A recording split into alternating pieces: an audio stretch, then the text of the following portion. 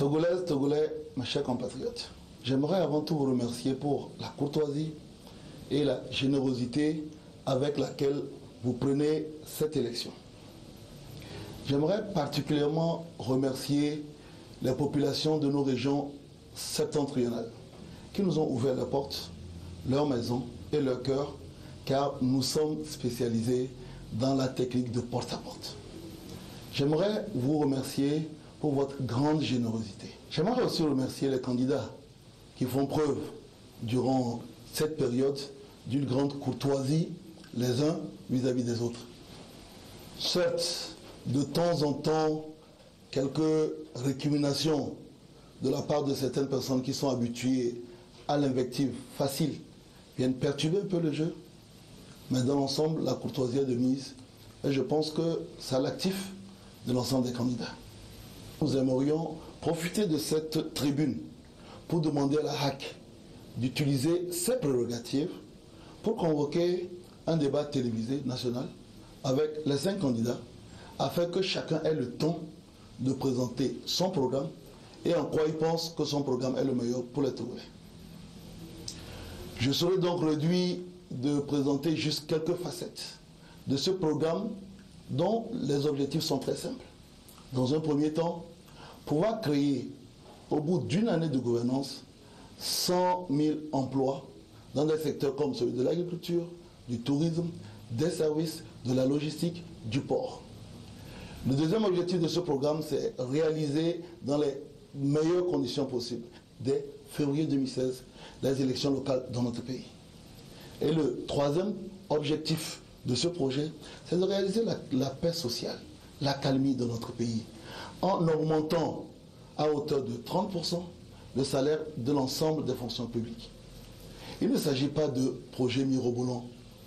La vérité, c'est que dans notre pays, nous n'arrivons pas à consommer une grande partie de notre budget d'investissement. Et pourquoi nous n'arrivons pas à le faire? Parce que nous avons une administration défaillante. Tout se tient en réalité. Tout se tient. Une bonne administration fera mieux consommer les budgets et tout le monde sera content parce que ça a créé des emplois. Réduit donc, tel que je le suis, à présenter que quelques facettes de mon projet, j'en présenterai uniquement 6. Le premier, c'est la gouvernance de proximité. Demain, Jerry Tama Komandega, président, fera du dialogue social inclusif la pièce maîtresse de sa gouvernance. Il faut que le président de la République s'adresse au minimum une fois à l'ensemble des Togolais, à l'Assemblée nationale. La Constitution lui en donne le droit.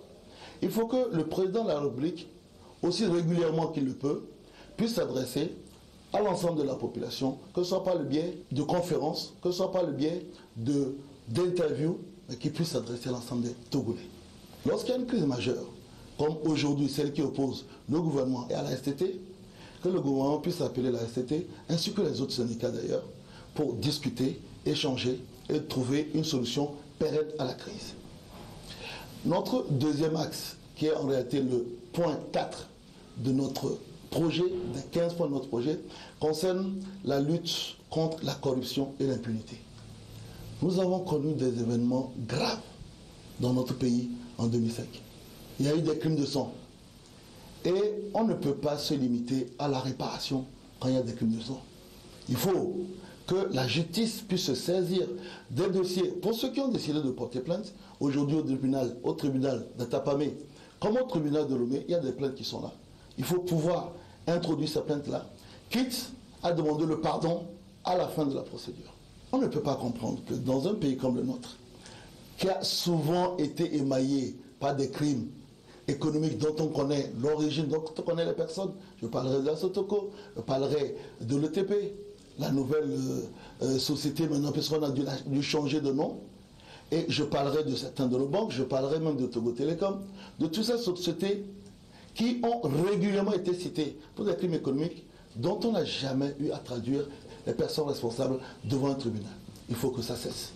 Voilà pourquoi la lutte contre l'impunité et voilà pourquoi la lutte contre la prévarication sera bien entendu l'un des points forts de notre gouvernance.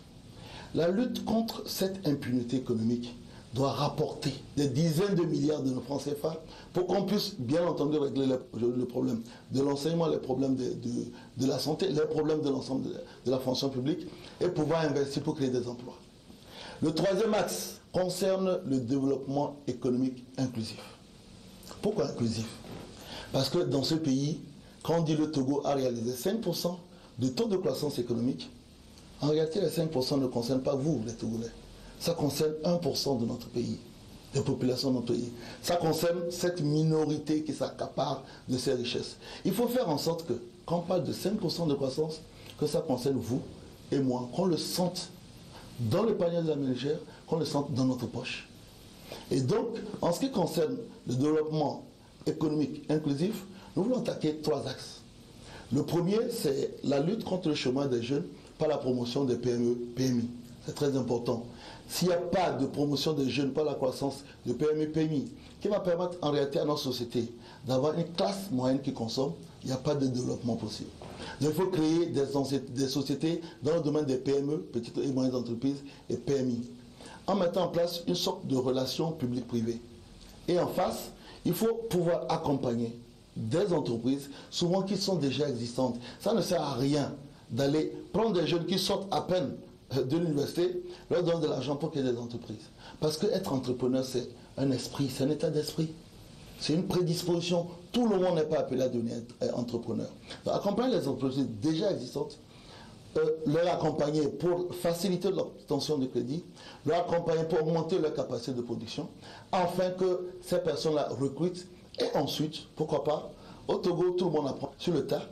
Tant qu'à faire que les jeunes qui veulent devenir entrepreneurs demain apprennent sur le tas pour créer leur entreprise.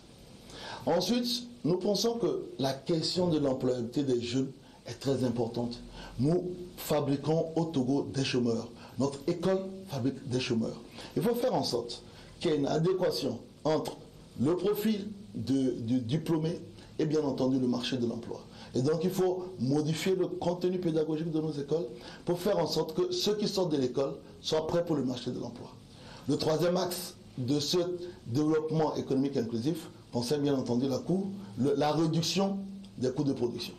Vous ne pouvez pas imaginer qu'on soit parfois obligé de traverser la frontière ghanéenne pour téléphoner au Togo parce que ça coûte moins cher là-bas. Vous ne pourrez pas faire venir des investisseurs dans un pays où la connexion coûte extrêmement cher, la connexion Internet, où l'énergie coûte extrêmement cher, où le ciment, on ne le trouve pas d'ailleurs.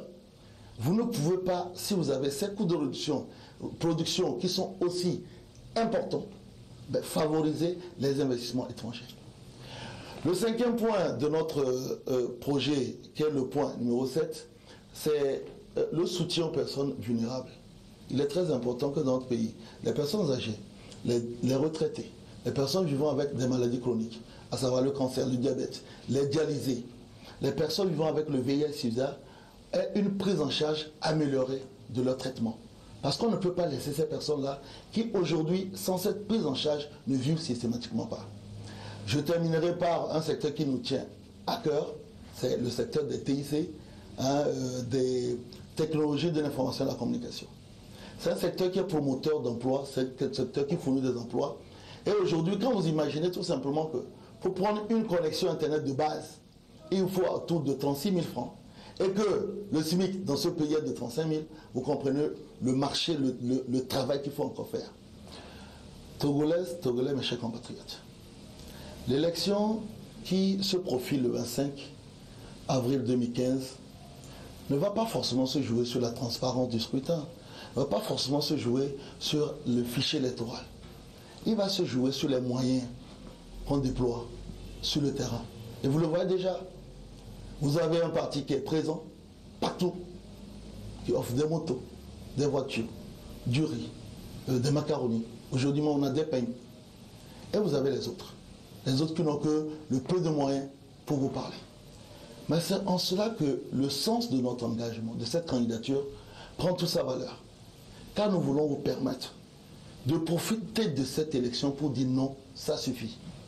De profiter de cette échéance pour dire nous avons depuis 1960 été contraints à suivre 2 voies. Une voie qui mène vers l'immobilisme et une voie qui mène vers la contestation systématique. Essayons autre chose. Essayons une 3e voie. Cette voie, c'est celle du net, Cette voix, c'est celle du candidat Jerry Komandegatama. C'est cette voix, c'est celle de la rupture qui dit qu'il faut parler des choses qui vous concernent pour faire en sorte que demain soit meilleur qu'aujourd'hui. Je vous remercie.